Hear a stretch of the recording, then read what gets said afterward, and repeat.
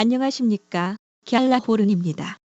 갤라호른은 트레이더의 눈으로 시장을 바라보며 투자자 여러분들이 시장에 대한 이해와 통찰력을 갖는데 도움을 드리고자 합니다.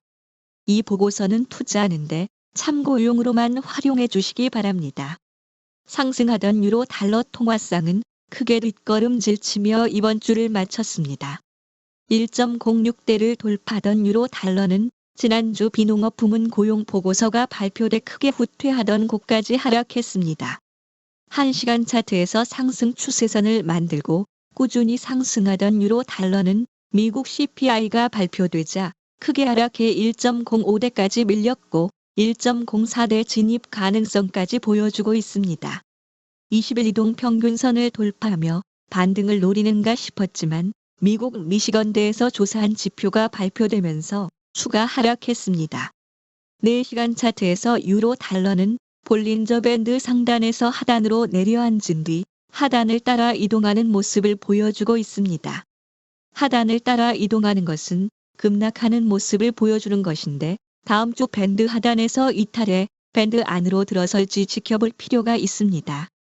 일단 안으로 들어오면 급락세는 피한 것으로 해석할 수 있기 때문입니다. 4시간 차트에서 유로 달러는 120일 지수 이동 평균선을 돌파하고 피보나치 되돌림 38.2% 수준까지 반등했으나 상승세를 이어가지 못하고 주저앉고 말았습니다. 20일 이동 평균선의 지지를 받으며 상승한 유로 달러는 120일 지수 이동 평균선과 피보나치 되돌림 38.2%가 함께 버티고 있는 저항선을 돌파하는 데는 실패한 것입니다. 일간 차트에서 20일 이동 평균선을 돌파한 유로는 다시 21선 아래로 내려앉았는데 현재 지난 2015년부터 형성된 지지선에서 반등이냐 추가 하락이냐 갈림길에 서 있습니다.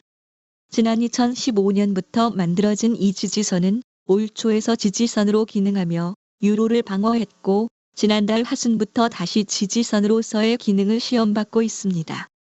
이번에도 유로가 밀린 만큼 다시 반등할지 아니면 지난해 중반처럼 지지선 아래로 추락을 계속할지 지켜봐야겠습니다.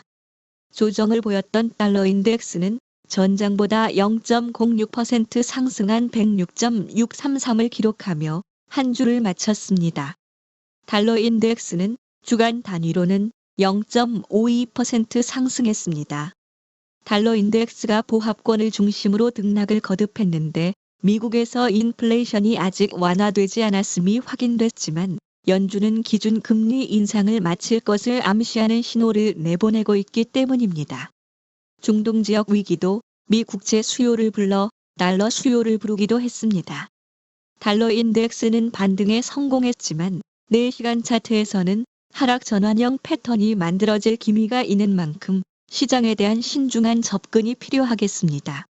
만약 달러 인덱스가 하락 추세로 돌아선다면 104대까지 밀릴 수 있음을 감안해야 합니다.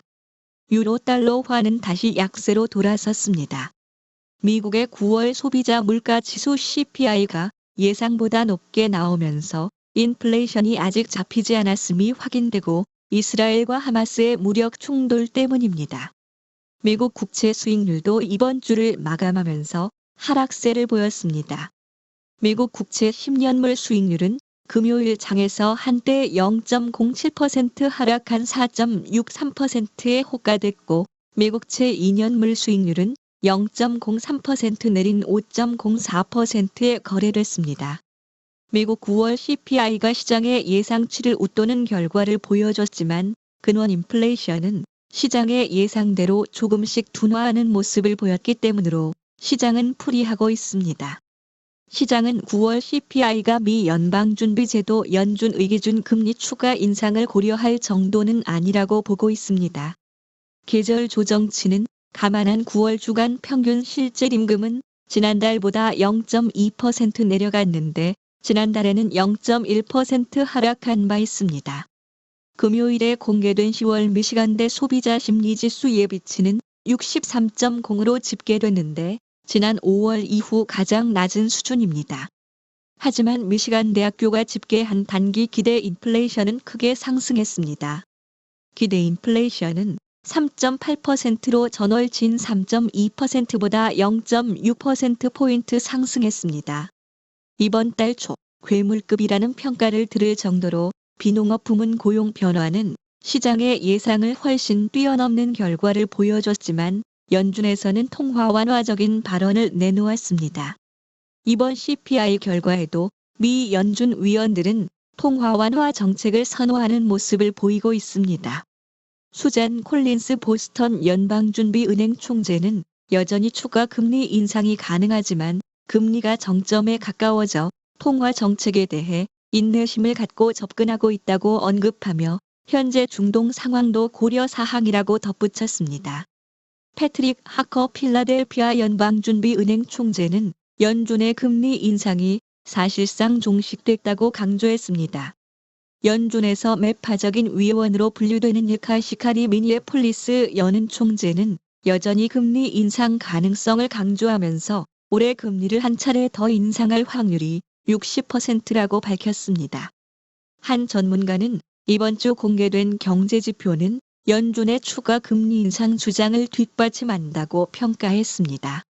그는 월별 GDP 지표와 같은 경제활동 지표가 지난 몇 달 동안 상대적으로 좋은 모습을 보인 만큼 더욱 그렇다고 강조했습니다. 또 다른 전문가도 경제지표가 연준을 긴장하게 만들 것이라고 내다봤습니다. 일부에서는 연준이 12월에 한 번 더 금리 인상을 단행할 가능성이 높은 것으로 전망하고 있습니다. 시카고 상품 거래소 패드워치에 따르면 연준이 11월과 12월에 금리를 동결할 확률을 각각 85.4%와 71.6%로 보고 있습니다. 금리 인상 여부와는 상관없이 시장은 대체적으로 연준이 고금리를 장기간 상당히 높은 상태로 유지할 가능성이 크다고 보고 있습니다. 한편 연준과 유럽중앙은행은 내년 중반까지 금리를 인하할 것이라는 전망이 나왔습니다. 연준이 올해까지 현 금리 수준을 유지하고 내년 말까지는 금리를 0.75%포인트 내리고 유럽중앙은행도 내년 6월부터 금리 인하를 단행할 것이란 예상입니다.